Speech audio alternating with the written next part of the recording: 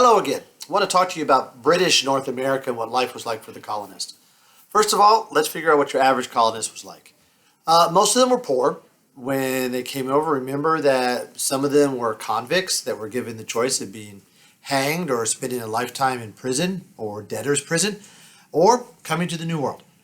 Some of them were indentured servants. About half of all Europeans coming to the New World came as indentured servants. So they worked for 4 to 7 years as an indentured servant. A lot of Europeans came to look for a better life. Most of them were male. Only about a third of them brought their families with them. And so there was always more men in the colonies than there were women, which is going to explain a couple things. Okay, but there was never enough men to do the labor that was required in order to maintain the economy, which is partly, again, why they turned to slavery and endured servitude in the first place. All right, so what's going on here is for your typical person in the British North America, colonial in New Hampshire or whatever, right? Some of the things is, number one is for them, because they were coming in from a poorer environment, many of them had that opportunity to reinvent themselves. And the truth is, most of them, life was better for them in British North America, the colonies, than it was back in England. This is a time period England is going through a movement called the enclosure movement. And your wealthy landowners are putting up hedges, okay, or enclosures as fences. They didn't put up barbed wire fence or chain link fence like we think of.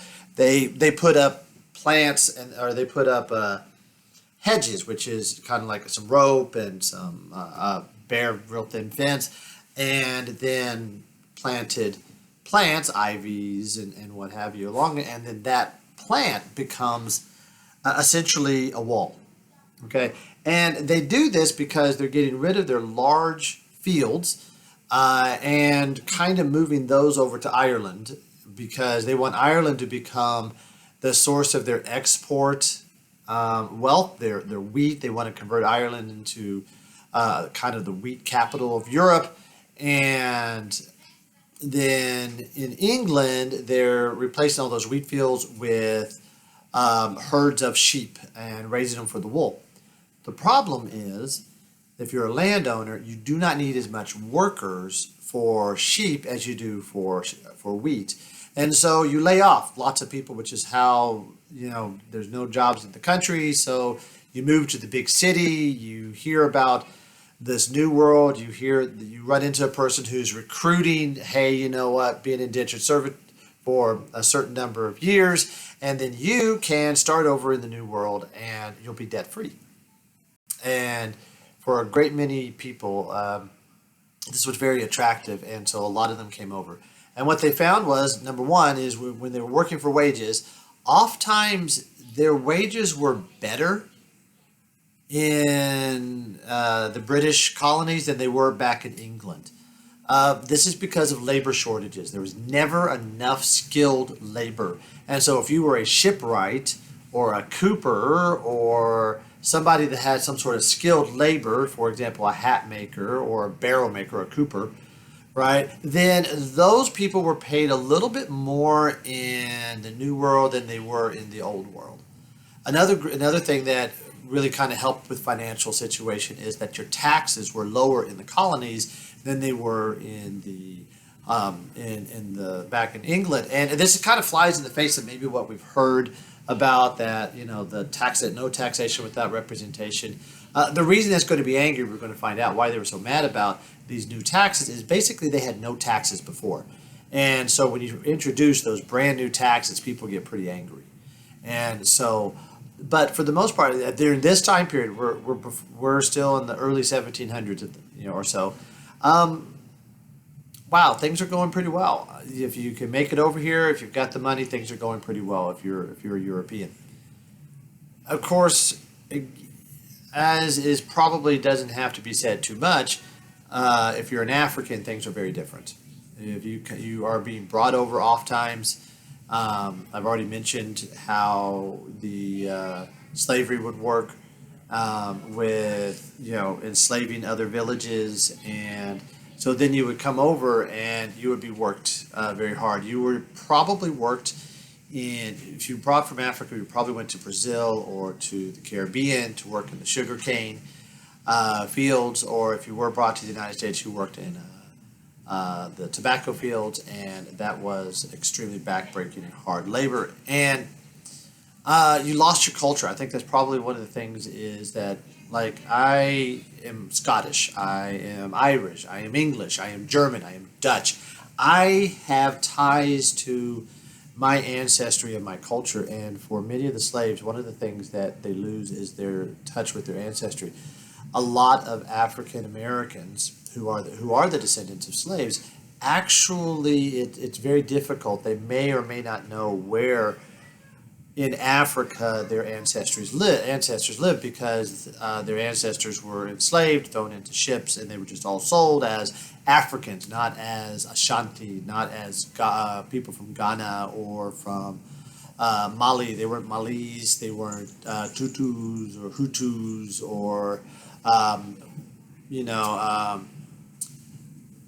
Anything like this, they were just Africans, and so they lost their language, they lost their culture, they lost their names, um, and that sense of loss is going to be one of the things that is going to really weigh heavily on the slaves.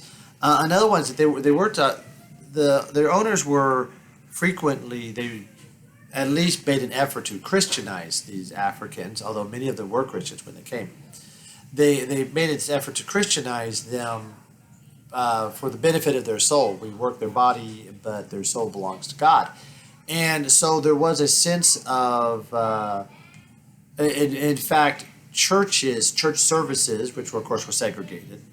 But for many slaves, I can see my cat go by here. For many slaves, religious services were the only time, one among the few times they could get together and they could socialize and have some downtime.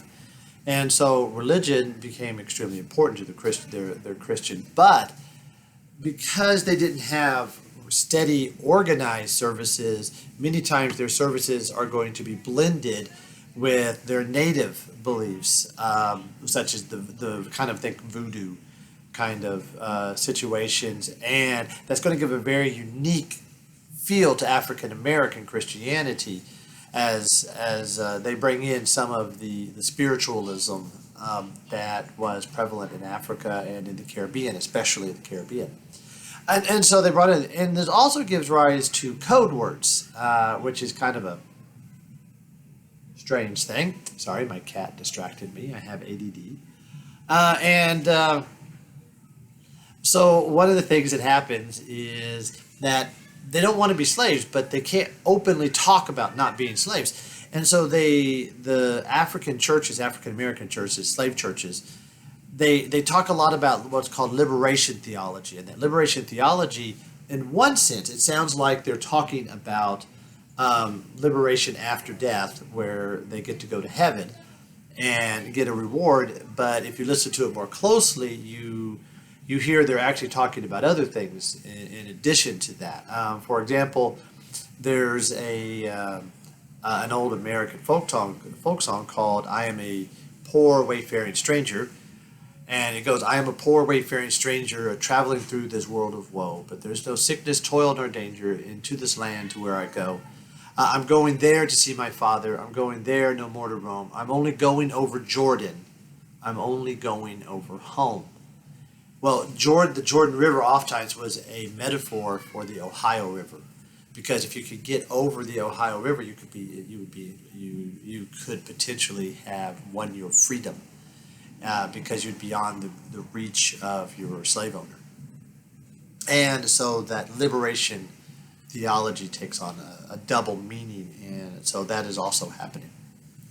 One thing I did not mention when I was talking about Spanish America, and I want to mention it now, is that Spanish America and British America have two very different law codes. And so I actually think, I think what I'm going to do is I'm going to talk to you about that here in a different slide. So until then, I'll talk to you later.